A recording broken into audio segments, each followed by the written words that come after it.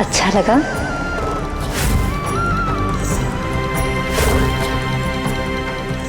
माँ के बिना नींद नहीं आती है, यही बैठी है ना मेरे पास।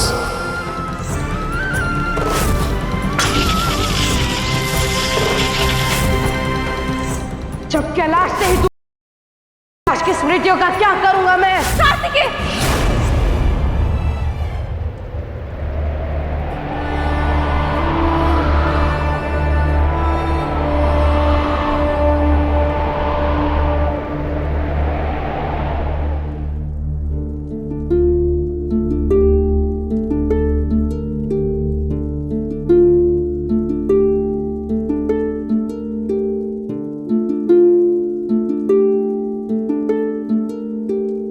कौन पिता के प्रेम को मापे,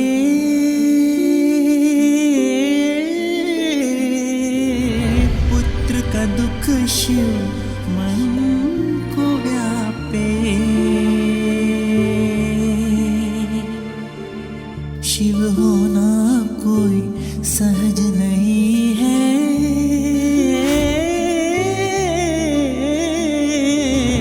शिव का जीवन सरल। कार्तिकेय का ज्ञान अपूर्ण है देवी। मैं इसे देवों के गुरु बृहस्पति के आश्रम भेजना चाहता हूँ।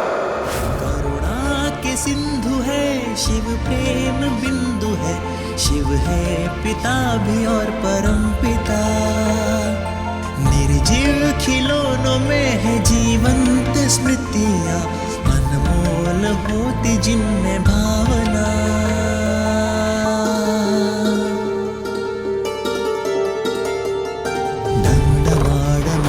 पार्वतीपति शिवम पुत्र कार्तिकेय को स्मरण कर अपनी संवेदना, एक पिता की भावना अश्रुओं से शिव प्रकट कर रहे। अपने संतान की विरह की वेदना जो भुला न पाए वो है पिता। पुत्र के लिए हर क्षण चिंता में रहे जो मन, उसी मन को तो कहते हैं पिता।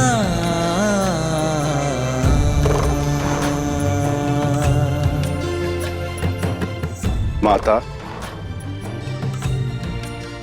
इतनी देर से महादेव ऐसे क्यों बैठे हैं?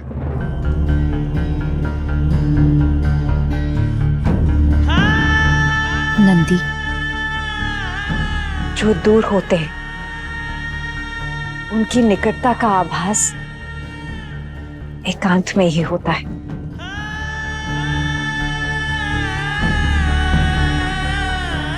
महादेव से उनके ये क्षण मत छीनो।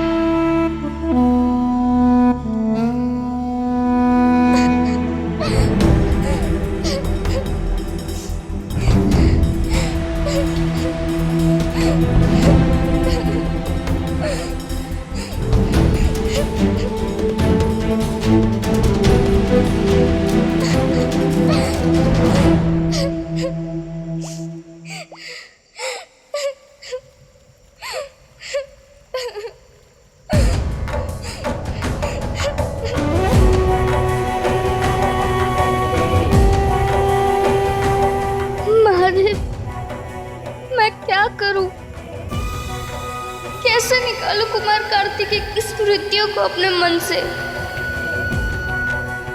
कैसे करूं इस पीड़ा का निदान, पीड़ा का निदान, पीड़ा का निदान?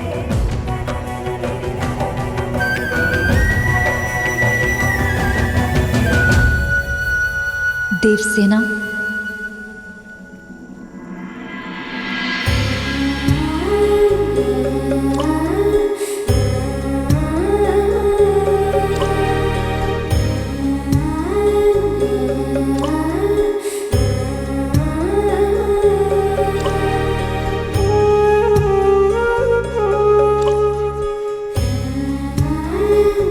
चुप हो जाओ पुत्री। बुरा समय बीत जाएगा। अंत में जीत प्रेम की, सत्य की और न्याय की ही होती है, और न्याय की ही होती है, और न्याय की ही होती है। सच देवी, क्या मेरा प्रेम सच में विजय होगा?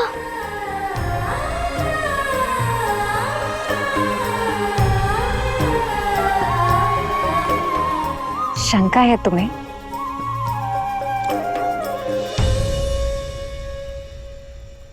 ये वचन है मेरा, मेरी पुत्र वधू तुम ही बनोगी, मेरी पुत्र वधू तुम ही बनोगी, मेरी पुत्र वधू तुम ही बनोगी। विश्वास रखो, तुम हमारे घर की बहू अवश्य बनोगी। मुझे किसी पे विश्वास नहीं। आदिशक्ति के वचन पर भी नहीं। आदिशक्ति की बात पर विश्वास करूं?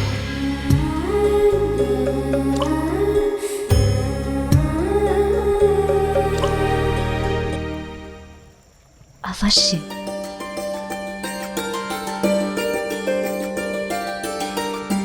देवी पार्वती के दर्शन तो कई बार किए,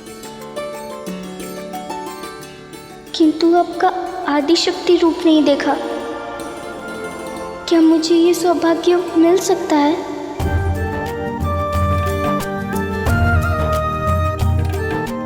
बताइए ना देवी,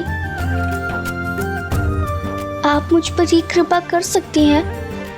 आदिशक्ति के रूप में दर्शन देकर मुझे धन्य कर सकती है आप?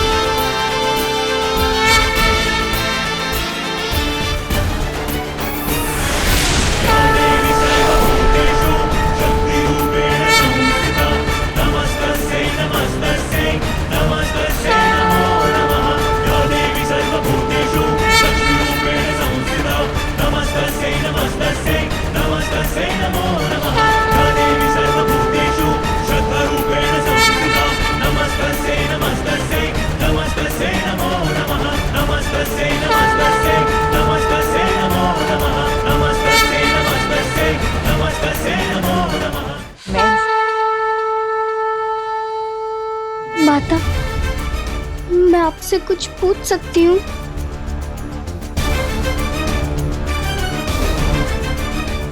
आप आदि शक्ति हैं, इतनी क्षमता, इतना बल है आप में।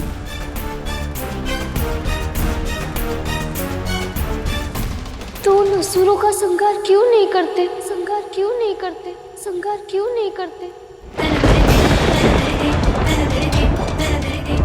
जिनके कारण मुझसे मेरा प्रेम और आप सबका पुत्र भिन्न हुआ, जिनके कारण मेरे पिता इंद्रदेव सदैव चिंतित रहता है, जिनके कारण ब्रह्मांड में असत्य, अन्याय और घृणा का परचम लहराता है। उनका अंत क्यों नहीं करती आप? उनका अंत क्यों नहीं करती आप? उनका अंत क्यों नहीं करती आप?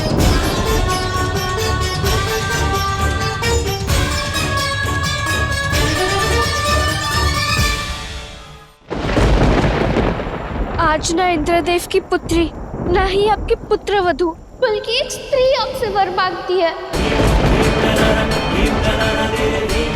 और ये आशा रखती है कि आप उसे दुख देने वाले असुरों को दंड अवश्य देंगी, उनका वध अवश्य करेगी, उनका वध अवश्य करेगी, उनका वध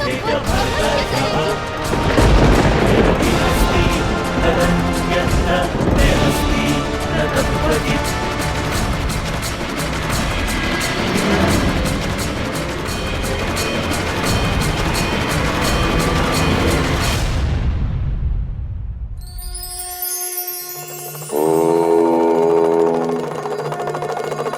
जब तक वृक्ष से पत्ते भिन्न नहीं होते, झड़कर धरा पर नहीं गिरते, तब तक हमें बसंत का महत्व और हरियाली की खुशी का आभास नहीं होता। उसी प्रकार जीवन यात्रा में जब तक दुख रूपी अकाल नहीं पड़ जाता, तब तक सुख रूपी वर्षा, समृद्धि रूपी बसंत का महत्व हम नहीं समझ पाते। इसलिए दुख से विमुख होने के स्थान पर आने वाले सुख की प्रतीक्षा कीजिए, फिर देखिए कैसे आपके दिन फिर जाते हैं।